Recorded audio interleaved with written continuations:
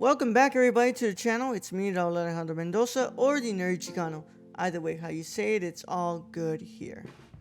And we're back again for another Blu-ray review as we continue looking at Pier Paolo Pasolini's The Trilogy of Life from the Criterion collection. And I hope everyone's doing great, and I hope everyone is safe and sound and just doing well. And I'm glad to be back for another video to be able to talk about this set as we continue looking through these three films from director Pier Paolo Pasolini. Of course, last week we talked about the Decameron, and today we're looking at the second film in the set, the Canterbury Tales. But before we can get into any of that, of course, if you like this video or if you like the channel itself, you should probably consider leaving a like on this video and then subscribing to this channel. Make sure you drop a beautiful hit on that bell icon so that way you can get a notification every time that a video goes live on this channel, and of course notification when I go live on streams, because next Wednesday I will be doing a stream as we look at 10 films that me and a couple of other collectors want on this upcoming Barnes & Noble's 50% off Criterion sale. Of course, if you'd like some couple of extras, make sure you go to www.patreon.com/nerdcore and check out all the stuff that I'm doing there. You get early access to videos just like this one and some cool extras like video essays. Without further ado, let's go ahead and get into today's video. So, of course, this is a film from the Criterion collection, so it's gonna have a nice, beautiful introduction here from Criterion.com, or you can find it in the back of the set that is found in right here in the second one right here.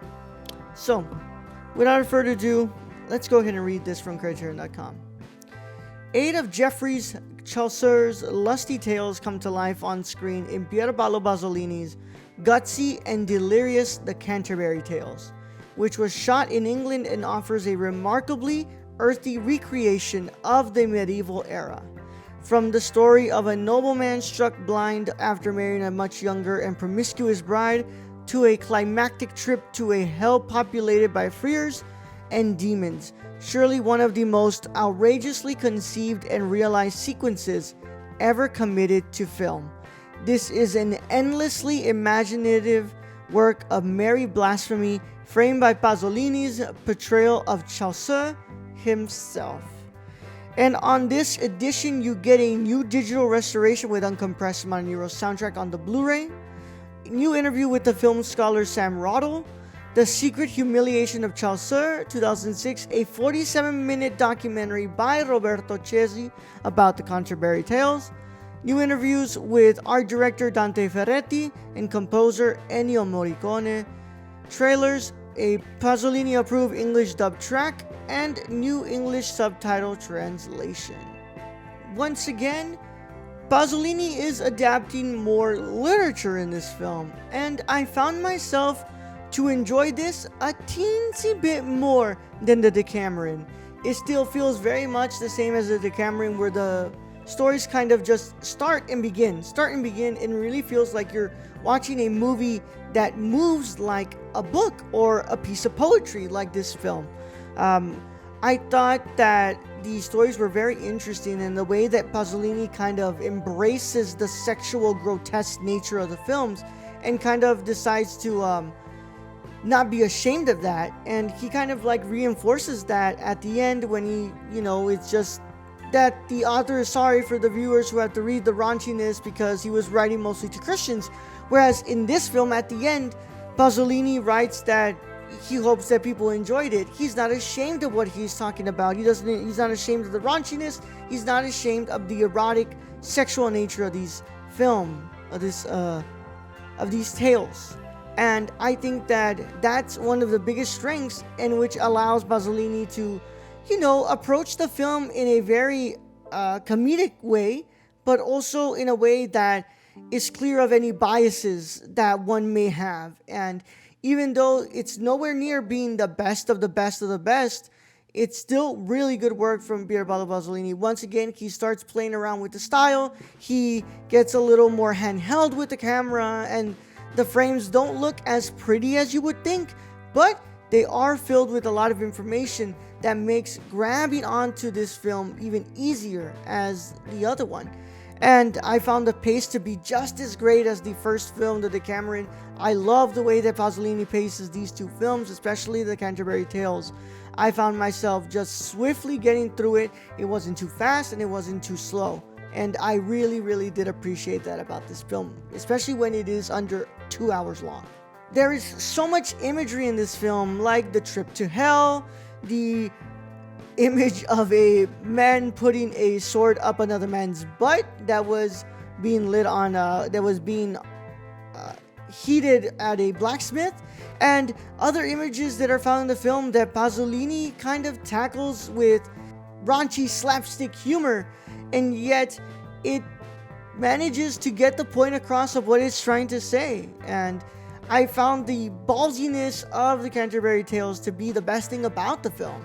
It's also quite interesting that, Pasolini gets to stories like this because, these tales are kind of ridiculous. I mean, there is no way that you don't read the Canterbury Tales and think that some of this is ridiculous, and think that, in general, text like this is not a sort of comedic approach to satire, and the way that society kind of tries to act innocent behind in public, but behind closed doors, where pretty raunchy individuals that don't always follow by the biblical way. And Pasolini finds a way of intertwining that into the narrative and providing us a really funny and entertaining look at these tales, but also a very insightful look at the way that hypocrisy is so ingrown into a society. But nonetheless, I love this film.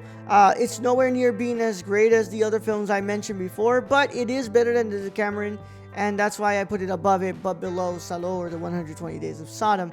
But other than that, I love this film, and I think that is fantastic, and I can't wait to see the next one, which is Arabian Nights. But without further ado, let's go ahead and talk about the restoration. So, I watched this on a Panasonic 4K player on a TCL 4K TV, so I benefited from some upscaling, and I've got to say, once again, this is a wonderful restoration, especially with the film stock that was chosen. I mean, the video quality is beautiful to look at, especially the trip to hell. I mean, wow, those colors were popping on screen, or anytime you went outside to see the green nature, it just, the way that green kind of pops with the film stock used and with that regrading, it just looks fantastic. And I've got to say that the way that they kind of restored these films and kind of keeping the earthy tones to the film, I thought was a great choice. And it really kind of makes it seem as like, hell and all of these places that we are supposed to think as, dirty, they're just not as different as Earth itself, and how maybe hell is more of a metaphorical place that you go to. But all of that is highlighted by great use of a restoration here, and I've got to say that I like this one more than the Decameron, but both follow suit in being able to bring out a great earthy look to a very natural type of film stock. And I gotta say, it's another win for this box set because it just looks fantastic. The same could be said about the audio as well. I loved this uncompressed Manero soundtrack. It sounds great, everything is leveled. Of course, it's not gonna sound clean as a Dolby Atmos track or a Dolby True HD, but with what we get, it honestly sounds great, and I can't complain about the audio here. I think they did a great job at possibly cleaning up, hissing and just things that would get in the way of the audio track in the old version. But in this newly restored, it sounds fantastic. I love the sound effects, the dialogue, the score, and it makes for a great viewing experience when you're able to have such great video quality and audio quality on this restoration. To keep up to date with me on all things social media, make sure you follow me at the Nerd Chicano on Instagram, Twitter, TikTok, Serialized, Letterboxd, Twitch, and of course, make sure you follow me here on YouTube. Of course, I'm always keeping up to date with all those things, so if you follow me, I will follow you back. And let's just talk about some movies. Keep up to date with all the things that I do on the Nerdcore by going to thenerdcore.com. That's our website, and of course our Twitch and YouTube channels, which are both under The Nerd Corps, CORPS. Check that out, guys. We're doing a lot of fun stuff, especially now during Spooky Month. Next week we continue on with our next film and the last film in this set. So we'll be talking about Arabian Nights next week, but in the meantime, it's been a fun time and I've been enjoying talking with you all. Of course, in the comments, let me know what you think about this film. What do you think about the Trilogy of Life? What do you think about filmmaker Pier Paolo Pasolini? And in the meantime, my wonderful cinephiles and renowned scholars, celebrate the love of cinema today, tomorrow, and every day after. Catch you all in the next one, guys. Bye-bye.